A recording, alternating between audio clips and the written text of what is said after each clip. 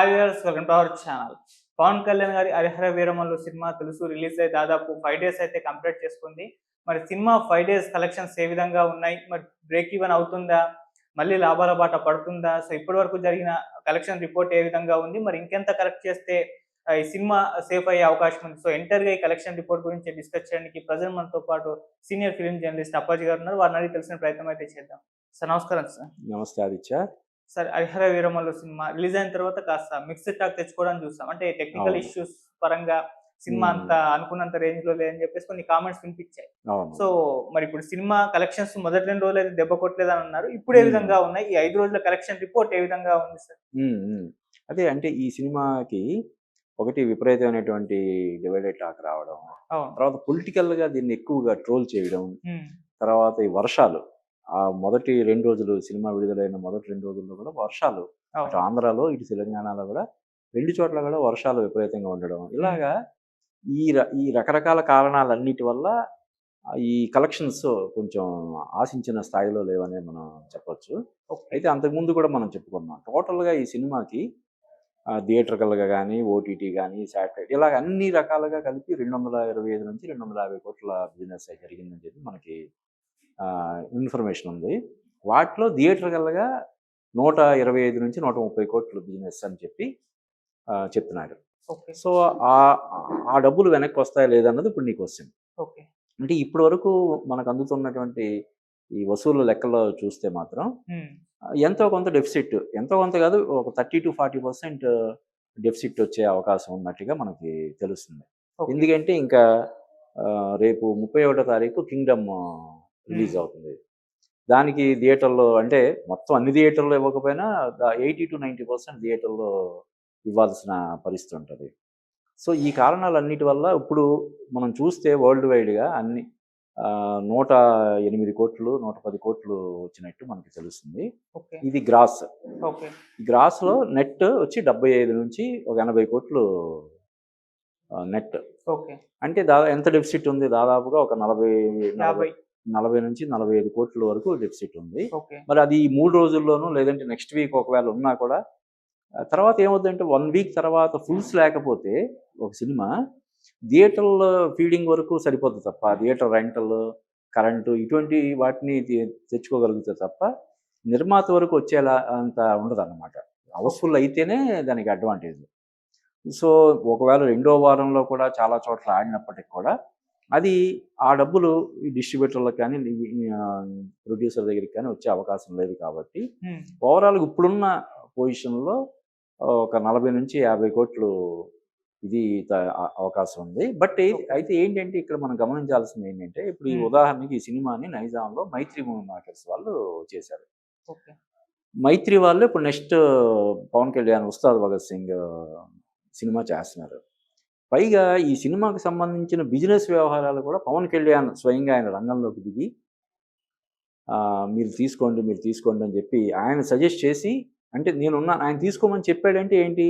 మీకేదైనా తేడా వస్తే నేనుంటాను అని చెప్పకుండానే హామీ ఇచ్చినట్టు. ఓకే. ఆయన ఇప్పుడు ముఖ్యమంత్రి, ఉప ముఖ్యమంత్రి హోదాలో ఉన్నటువంటి వ్యక్తి హ్మ్. మీరు ఈ సినిమా తీసుకోండి అంటే ఎవరైనా తీసుకుంటారు కదా! అవును.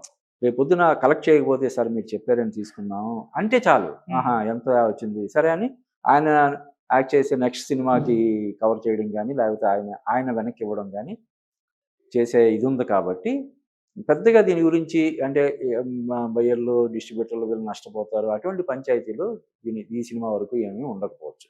ఓకే. సో, ఇప్పుడైతే లాస్ట్‌లోనే నడుస్తుంది. ఎందుకంటే 40-45 కోట్లు అంటున్నారు. సో, 5 హ్మ్. రోజు కలెక్షన్సే వరల్డ్ వైడ్‌గా 3 కోట్ల గ్రాస్ అంటున్నారు. మరి ఇప్పుడు ఇంత నెట్టు ఇది పాసిబుల్ కాకపోయే అవకాశమే అవును. ఉంది కదా సార్? చెప్పాను కదా! ఈ కారణాల వల్ల. ఇప్పుడు హ్మ్. ఇందాక ఇంకొక విషయం కూడా ఏంటంటే ఇప్పుడు వర్షాలు, అవును. డివైడెడ్ టాకు, పొలిటికల్ ట్రోలింగ్ వీటన్నిటితో పాటు మొన్న ఒక కన్నడ సినిమా ఒకటి, భక్తి సినిమా ఒకటొచ్చింది. అవును. 'మహావతార్ నరసింహ'. 'మహావతార నరసింహ' అని. అది హ్మ్. చాలా ఒక సైలెంట్‌గా పాజిటివ్ టాక్ బాగా స్ప్రెడ్ అయ్యి దానికి ఇప్పుడు కలెక్షన్స్ బాగున్నాయని మనకి తెలుస్తుంది. ఓకే. సో, దాని ప్రభావం కూడా ఎంతో కొంత ఉంటది గదా! హ్మ్. ఎందుకంటే ఇది బుధవారం రిలీజ్ అయింది. బుధవారం నైట్ రిలీజ్ అయింది. బుధవారం నుంచే దాని మీద ట్రోలింగ్ అది స్టార్ట్ అయింది. అయితే ఇప్పుడు ఏమవుతుందంటే ఇప్పుడు మనం సోషల్ మీడియాలో కొంచెం నిశితంగా మనం పరిశీలిస్తే అటు ఎక్స్‌లో గాని, అంటే ట్విట్టర్‌లో గాని, ఫేస్‌బుక్‌లో గాని, ఇన్‌స్టాలో గాని ఇప్పుడు ఎవరైతే హరిహర వీరమల్లు సినిమా చూస్తున్నారో వాళ్ళందరూ కూడా అరే బాలేదని చెప్పి ఇంత బ్యాడ్గా ప్రాపగాండా చేశారు, మాకైతే నచ్చిందని చెప్పి పెడుతున్నారు. ఓకే. వాళ్ళల్లో రైటర్స్ ఉన్నారు, ఆర్టిస్టులు ఉన్నారు, డైరెక్టర్స్ ఉన్నారు, ఇలాగా అంత విపరీతంగా దాన్ని బ్యాడ్ ప్రాపగాండా చేయడం వల్ల ఇప్పుడు చూసిన వాళ్ళకి సినిమా బాగుంది కదా, ఎందుకు దీని గురించి ఇంత దుష్ప్రచారం చేశారు, ఓహో రాజకీయ కారణాల వల్ల ఇదంతా చేసి ఉంటారని చెప్పి ఇప్పుడు చెప్తున్నారు. ఇప్పుడు గేమ్ చేంజర్ కూడా మనం కొంచెం మనం వెనక్కి వెళ్తే గేమ్ చేంజర్ విషయంలో కూడా అదే జరిగింది. ఏం జరిగింది అప్పుడు? గేమ్ చేంజర్ సంక్రాంతికి వస్తున్నా జస్ట్ ఒక 2-3 రోజుల వ్యవధిలో రిలీజ్ అయింది. మధ్యలో డాకు మహారాజ్ కూడా ఉంది. ఎప్పుడైతే గేమ్ చేంజర్కి బాగా నెగిటివ్ ఇది వచ్చిందో ఇంక దాన్ని వదిలేసి పాజిటివ్ టాక్ వచ్చినటువంటి సంక్రాంతికి వస్తున్న సినిమాకి ఈయన ప్రమోషన్స్ చేసుకుంటూ కూర్చున్నాడు. ఓకే. తీరా చూస్తే అది ఓటీటీలో రిలీజ్ అయితే దానికి విపరీతమైన రెస్పాన్స్ గేమ్ చేంజర్కి కదా. సో ఇప్పుడు దీనికి కూడా హరిహర వీరమల్లు సినిమాకి కూడా ఇప్పుడు ఏదైతే అంత నెగిటివ్ ఇది చేస్తున్నారో రేపు ఓటీటీలో చూసే వాళ్ళందరూ కూడా, ఎందుకంటే ఈ గ్రాఫిక్స్ అనేవి థియేటర్లో అంత పెద్ద స్క్రీన్లో ఉన్నంత ఇంపాక్ట్ మనం టీవీలో చూసినప్పుడు అంత ఇంపాక్ట్ ఉండదు. ఓకే. కాబట్టి డెఫినెట్గా ఓటీటీలో చూసినప్పుడు వీళ్ళందరూ కూడా మన పవన్ ఫ్యాన్సే కాకుండా కామన్ ఆడియన్స్ కూడా హ్యాపీగా ఫీల్ అవుతారని మనం అనుకోవచ్చు. కాకపోతే ఇది చెప్పాను కదా, ఇప్పుడు ఈయన రకరకాల కారణాల వల్ల పవన్ కళ్యాణ్ కూడా ఆయనకు కూడా తెలుసు దీని మీద చాలా గట్టిగా వేసుకుంటున్నారు వీళ్ళందరూ అని చెప్పి ఆయన కూడా ప్రస్తావించాడు. మనం చాలా స్ట్రాంగ్గా ఉన్నాం కాబట్టే మనల్ని దెబ్బతీయడం కోసం అన్నట్టుగా వీళ్ళందరూ అంత దుష్ప్రచారం చేస్తున్నారు. వాళ్ళు ఎంత నెగిటివ్ ప్రచారం చేస్తే మనం అంత స్ట్రాంగ్గా ఉన్నట్టు, అంటే సినిమా పరంగా కానీ రాజకీయంగా కానీ మనం స్ట్రాంగ్గా ఉన్నట్టు ఆయన క్లియర్గా ఆయన ప్రకటన చేశాడు. కాబట్టి ఈ సినిమాకి సంబంధించి ఏమైనా కొంత ఇప్పుడు ఈ 2-3 రోజుల్లో ఇంకొంత రికవర్ అయ్యి ఓవరాల్గా 25-30 కోట్లు తక్కువ వచ్చినా కూడా అంటే ఈ 25-30 కోట్లు చాలామంది ఇప్పుడు నైజాము, సీడెడ్, ఆంధ్ర ఇలా ఉంటాయి కదా, చాలామంది షేర్ చేసుకుంటారు. కాబట్టి ఒక్కరికే బర్డెన్ పడదు. కాబట్టి ఆల్రెడీ ప్రొడ్యూసర్గా ఏం రత్నం సేఫ్ జోన్లో ఉండే అవకాశం ఉంది. కాబట్టి ఎందుకంటే పవన్ కళ్యాణ్ ఆయన తీసుకున్నటువంటి రెమ్యునరేషన్ వెనక్కి ఇచ్చేయడం అన్న విషయం మనకు తెలుసు కదా. ఈ బిజినెస్ పరంగా చూస్తేనేమో పవన్ కళ్యాణ్ స్వయంగా రంగంలోకి దిగి నేనున్నాను మీరు తీసుకోండి అని చెప్పి ఆయన చేయడం వల్ల ప్రొడ్యూసర్గా ఏం రత్నం ఆల్మోస్ట్ సేఫ్ జోన్లో ఉండే అవకాశం ఉంది. కాబట్టి అంటే ఈ థియేటర్కల్ కాకుండా ఇందాక మనం చెప్పుకున్నట్టు ఓటీటీ, శాటిలైట్, ఆడియో ఇంకా ఈ రకరకాల మార్గాల్లో వచ్చే ఆదాయం ఉంది కదా, వాటన్నిటి ద్వారా ఆయన సేఫ్, నిర్మాతగా ఆయన సేఫ్. ఇప్పుడు మేజర్ ప్లేయర్ ఈ సినిమాకి సంబంధించి నైజాంలో మైత్రి మేకర్స్ వాళ్ళు తీసుకున్నారు. మైత్రి వాళ్ళు ఆల్రెడీ నెక్స్ట్ ఇంకో సినిమా పవన్ కళ్యాణ్ సినిమా జరుగుతుంది కాబట్టి వాళ్ళకి పెద్దగా ఫరక్ ఏం పడదు. ఇక మిగతా వాళ్ళు ఎవరైనా కొంత మేరకు నష్టపోయి ఉంటే డెఫినెట్గా అది Pavan Kalyan he will take care అని మనం చెప్పవచ్చు. ఓకే సార్, ఈ ఆగస్టు 1 నుంచి హరిహర వీరమల్లు హిందీలో కూడా రిలీజ్ చేస్తున్నారు. సో పవన్ కళ్యాణ్ గారు కూడా కొన్ని హిందీ ఛానల్స్ ఇంటర్వ్యూలు కూడా ఇస్తున్నారు. ఓకే. మరి ఇప్పుడు హిందీ నుంచి ఏమన్నా రాబట్టుకునే ఛాన్సెస్ ఏమైనా ఉన్నాయా? అక్కడ ఏమన్నా ప్రభావం చూపిస్తుందా సినిమా? మరి హిందీలో ఏ విధంగా ఉండబోతుంది? అదే అంటే మనం చిత్రసీమ అనే మరి ఎందుకు పేరు వచ్చిందో తెలియదు కానీ చెప్పలేము. చిత్రమైనటువంటి ఇవన్నీ జరుగుతుంటాయి. ఒక చోట మనం ఫ్లాప్ అనుకున్నది ఇక్కడ ఒక చోట ఫ్లాప్ అయ్యి ఇంకో చోట హిట్ అవ్వడం అనేది కూడా జరుగుతుంది. ఇప్పుడు మనకి అమీర్పేటలో వర్షం పడి అబిడ్స్లో పడకుండా ఉండడం ఎలా జరుగుతుంటుందో అలాగా ఇప్పుడు ఉదాహరణ ప్రభాస్ సినిమా సాహో అన్ని చోట్ల మన తెలుగు రాష్ట్రాల్లో కూడా ప్రభాస్కి విపరీతమైనటువంటి స్టార్డమ్ ఉన్నటువంటి తెలుగు రాష్ట్రాల్లో కూడా ఫ్లాప్ అయితే బీహార్లో చాలా పెద్దగా హిట్ అయింది. పుష్ప పార్ట్ 1 కూడా, ఈ పుష్ప కూడా అలాగా కొన్ని ఏరియాల్లో చాలా, ఇప్పుడు ఈ పార్ట్ 2 కూడా నార్త్లో పర్టికులర్గా కొన్ని ఏరియాస్లో విపరీతంగా ఆడేసింది. కాబట్టి అంటే ముఖ్యంగా ఈ హరిహర వీరమల్లు సినిమాకి సంబంధించి ఎవరు చెప్పినా నెగిటివ్గా చెప్పేది ఏంటంటే గ్రాఫిక్స్. ఆ సినిమాకి పెద్ద విలన్ ఏదైనా ఉందంటే గ్రాఫిక్స్. ఇప్పుడు ఆ గ్రాఫిక్స్ని సరిచేసి ఏదైతే కొన్ని జరిగినాయో లోటుపాట్లు జరిగినాయో అవి సరిచేయడం కానీ లేదంటే ట్రిమ్ చేయడం కానీ, ఇప్పుడు అస్సలు బాగాలేదన్న సీన్లో గ్రాఫిక్స్ బాగాలేదంటే ఆ గ్రాఫిక్స్ని సరిచేయడానికి కుదరకపోతే దాన్ని తీసేయడానికి అయిపోయింది కదా. ఓకే. అంత పెద్ద నిడివి ఉన్నటువంటి సినిమాలో ఎక్కడెక్కడైతే గ్రాఫిక్స్ లేవన్నవి ఒక 5-10 నిమిషాలు ట్రిమ్ చేశారనుకో ఇంకా ఆ ఇంపాక్ట్, ఆ నెగిటివ్ ఇంపాక్ట్ ఉండదు కదా. కాబట్టి చెప్పలేము మనం నార్త్ ఇండియాలో మంచి కలెక్షన్స్ రాబడడానికి అవకాశాన్ని మనం తోసిపుచ్చలేము.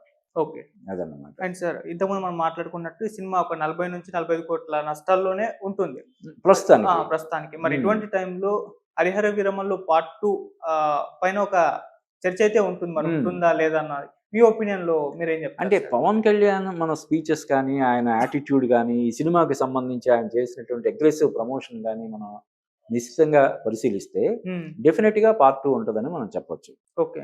అంటే ఇప్పుడు చూస్తే పవన్ కళ్యాణ్ యాటిట్యూడ్ అంటే వాళ్ళ అన్న చిరంజీవి మెగాస్టార్ చిరంజీవికి పవన్ కళ్యాణ్కి ఆయన ఒక 21, 22 సీట్లు వచ్చినా కూడా ఆయన ఇంక పార్టీని విలీనం చేసాడు. తర్వాత ఏదో కేంద్ర మంత్రి పదవితో సరిపెట్టుకొని తర్వాత పార్టీనే విలీనం చేసాడు. రాజకీయాల నుంచి కూడా ఇప్పుడు తప్పుకున్నాడు. అదే పవన్ కళ్యాణ్ అంతకుముందు ఆయన పోటీ చేసిన 2 స్థానాల్లో ఓడిపోయి ఒకే ఒక గెలిస్తే అతను కూడా ఫిరాయించి అంత చేసినా కూడా ఎక్కడ ఆయన తగ్గలేదు. తగ్గకుండా పోరాటం చేస్తూనే వచ్చాడు. అంటే ఇంకా రెట్టించిన ఉత్సాహంతో. జనరల్గా ఓటమి తర్వాత ఎవరికైనా ఉత్సాహం అన్నది తగ్గాలి.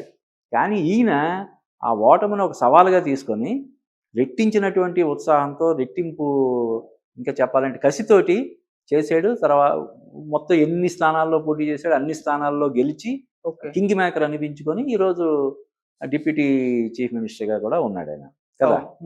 అలాగే ఇప్పుడు ఏదైతే హరిహర వీరమల్లు సినిమా సంబంధించి పార్ట్ 1కి సంబంధించి వచ్చిన విమర్శలు, నెగిటివ్ ట్రోలింగ్ వగేరా వగేరా అదంతా ఉందో వాటన్నిటిని ఆయన ఛాలెంజ్గా తీసుకొని 2 చేస్తాడని నాకు అనిపిస్తుంది. హరిహర వీరమల్లు పార్ట్ 2 కూడా చేసి ఆ సినిమాతో చాలా పెద్ద హిట్ కొట్టి వీళ్ళందరూ ఎవరైతే విమర్శకులు కానీ లేకపోతే ఇవన్నీ ఉన్నారో వాళ్ళకు ఒక సమాధానం, ఒక చెంపపెట్టులాగా అంటారు కదా, అలాగా చేసే అవకాశం ఉందని నాకు అనిపిస్తుంది. అంటే పార్ట్ 1లో జరిగిన మిస్టేక్స్ ఏవి కూడా పార్ట్ 2లో రిపీట్ కాకుండా అదే అంటే టెక్నికల్ మిస్టేక్సే కదా. ఇప్పుడు టెక్నికల్ మిస్టేక్స్ ఏదైతే కథ ఉందో ఔరంగజేబు మీద ఏదో దానికోసం అయితే ఫైట్ ఉందో, అంటే ఓ పక్క హిందువుల మీద జరుగుతున్నటువంటి దాడులను అరికడుతూ అందులో ఏం చూపిస్తాడు, హిందువులు అయినటువంటి వీళ్ళు ఎక్కడి నుంచో వచ్చిన ముస్లిం రాజులు పరిపాలన చేస్తూ మీరు అయితే మతం మారండి, లేకపోతే హిందువులుగా జీవిస్తున్నందుకు పన్ను కట్టండి.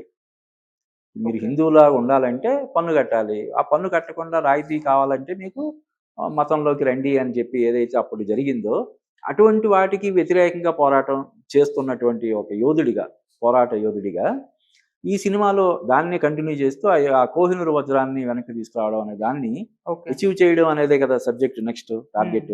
కాబట్టి దాన్ని పకడ్బందీగా తీస్తే డెఫినెట్గా హిట్ అవ్వడానికి అవకాశాలు పుష్కలంగా ఉన్నాయని చెప్పవచ్చు మనం. Right sir, thank you so much.